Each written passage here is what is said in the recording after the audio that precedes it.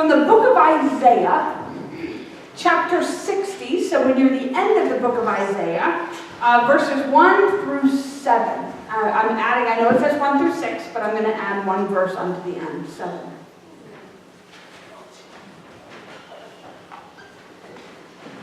Arise, shine, for your light has come, and the glory of the Lord has risen upon you.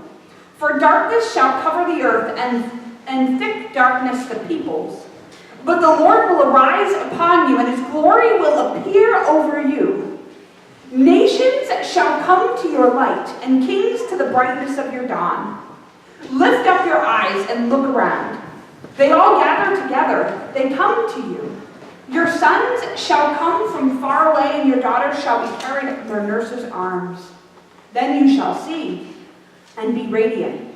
Your heart shall thrill and rejoice, because the abundance of the sea shall be brought to you. The wealth of the nations shall come to you. A multitude of camels shall cover you. The young camels of Midian and Ephah, all those from Sheba shall come.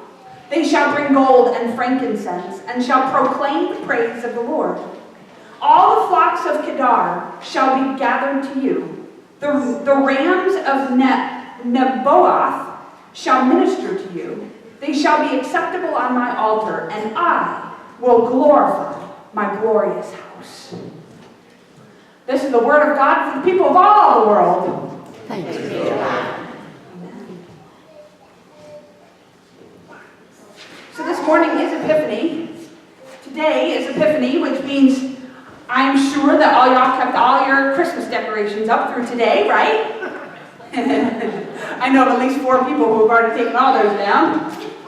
Mine are still up, but I really like to look at the twinkle lights on the tree. Although even I this year have been very tempted to take down my Christmas tree early. But not until after today, after the 12th day of Christmas.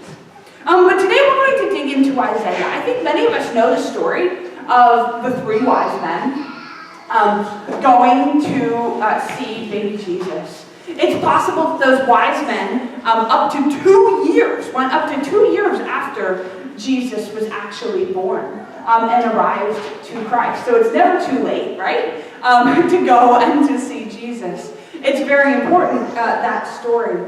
But I thought it was so interesting that on this day, the Old Testament text was from Isaiah. We've been following Isaiah on and off through the Advent and Christmas seasons. Isaiah is very typical that those prophecies are the ones that are read.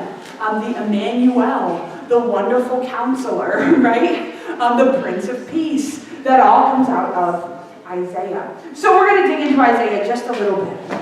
See, Isaiah was actually broken up into 3 books at one time. We know it in our Bible as one book, the entire book of Isaiah. But there's actually 3 very distinct parts of it. And there's a reason why I'm bringing this up. The first part is actually chapters 1 through about 39, where this was pre-exile. This is the part of Isaiah that is it is very negative because it's focused on the destruction of Jerusalem that is to come. There are parts of it that reminds us that there is hope. But it's really not until you get into the next part of Isaiah, the second part of Isaiah, which is Isaiah 40 through 55, that you really see this wonderful glimmer of hope that the writer places in front of its readers. Because in the second part of Isaiah, this is the exilic part of Isaiah. This is when the people of Jerusalem are in exile. In other words, they're not in Jerusalem anymore. It has fallen, and they are now living in what they call diasporic communities, the diasporas, or little communities and pockets of communities outside of their land, their homeland. And during this part, in this section in the book of Isaiah, they leave us with these glimmers of hope for something that is to come, something that is greater. It starts off right away, Isaiah 40, with, "Comfort, oh comfort my people," right? That it's going to be okay, we're going to get through this. And so you can really feel the angst of the exiled Jews at this point. The last part of Isaiah, which is where our text today comes from, what they coin third Isaiah, is post-exilic Isaiah. So how do you think the people felt when they were able to go home again? Come on, guys. Yes. Okay, they were excited, right? I mean, I went away this week for 4 days, and I was so happy to get back into my bed at home, right? I rejoiced. I was very excited. So imagine a group of people who have been exiled for years and years and years from the place that they have called home, and then they're able to return. They were very excited. Arise, shine, let the glory of the Lord, right, shine. This is very exciting for them. And so when we hear these words, arise, shine, this is our call in Epiphany. This is our Epiphany call. Because think about it. Just in the same way that Isaiah kind of gives us this arc of pre-exilic, exilic, and post-exilic Judaism at that time, did that happen with us for Advent and Christmas and now Epiphany? Advent, we really dig into to the darkness, the waiting. We don't like to be there. We don't like to wait in anticipation for something that is to come. And then comes Christmas. And it is joyful, but it is still the hope that is to come. Why? Because Jesus is still a baby. Jesus has really done nothing significant at that point except be born, right? I mean, in the manger, that's it. And so we live in this middle part of Isaiah where we recognize the hurt and the darkness around us, but by golly, there is this great comfort and this great hope because Jesus has been born, and Jesus in 33 years is going to do something really, really cool, right? And now it's Epiphany. Now it's Epiphany. It has been fulfilled. The wise men have come and reminded the world that this child would be the king and is the king of the entire universe. That this child was not just any old ordinary child. This was Jesus, God with us. And so that's where we sit. Our Epiphany call, arise, shine, for the Lord is with us. But I've been debating, what does that look like, right? Because the wise men followed a star, and stars give off their own light, right? So, okay. So I kind of went back right to the beginning, and I looked at Genesis, and in Genesis, when God creates the world, God, it says, put two lights in the sky. One to govern the day, and one to govern the night.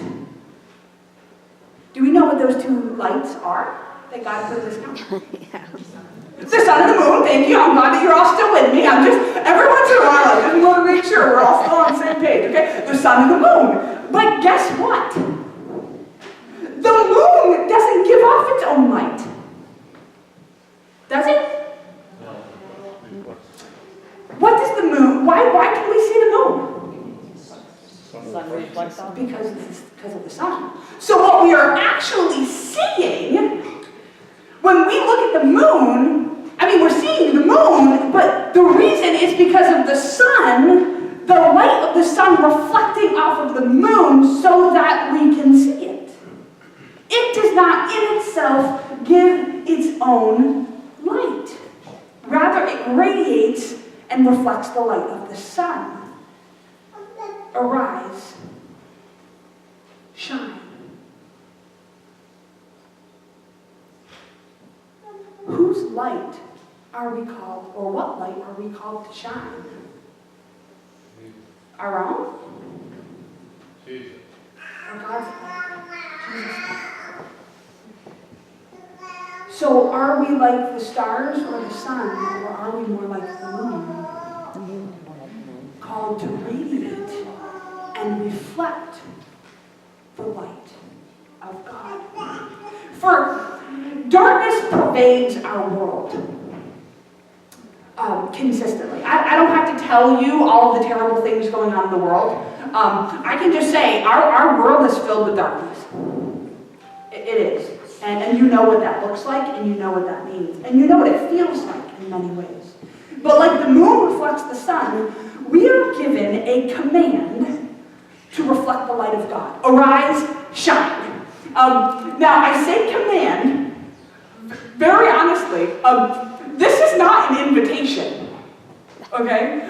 This is not Isaiah, or God through Isaiah saying, well, you know, if you feel like it, and if you so feel inclined, I invite you to shine my light in the world. Right? No, it's got two big exclamation points. It's not even period. They are exclamation points. Arise and shine. Right? Not just like, well, maybe, kind of, possibly. Arise, shine. It's a command.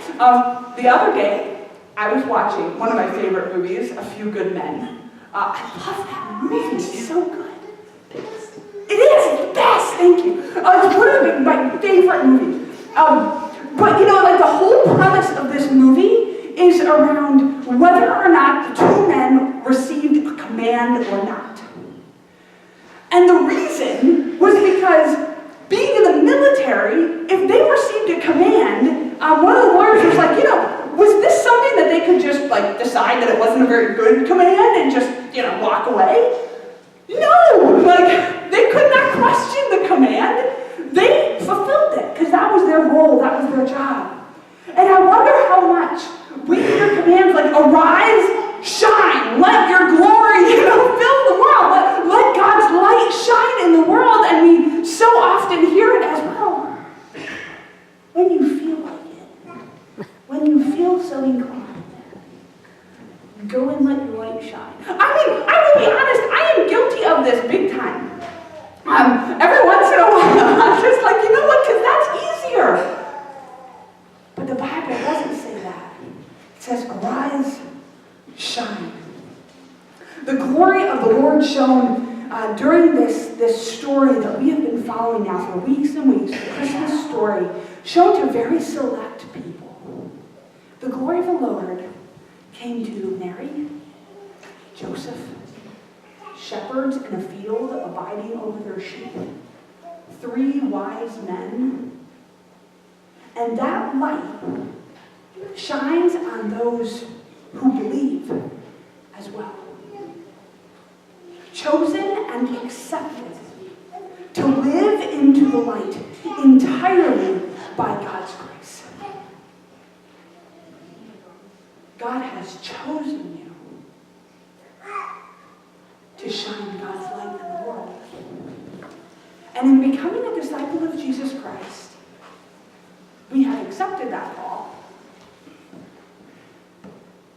and have accepted the command to arise and to shine. Listen to verse 5. He says, then you shall see. Then you shall see and be radiant. Your heart shall thrill and rejoice. In other words, arise, shine, let that glory, let that light fill you up so that you rejoice in the Lord. One commentator said this, for they will be able to live with a vision of the new realm and in the confidence that this realm is already coming to pass. And so my question to you is this. Well, I have a couple questions. Where have you seen God's light shine?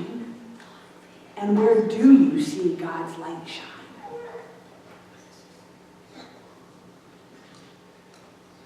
Whether it be in this church or in this community, whether it be in your family or in other relationships that you have, maybe it's in your job, where have you seen God's light shine?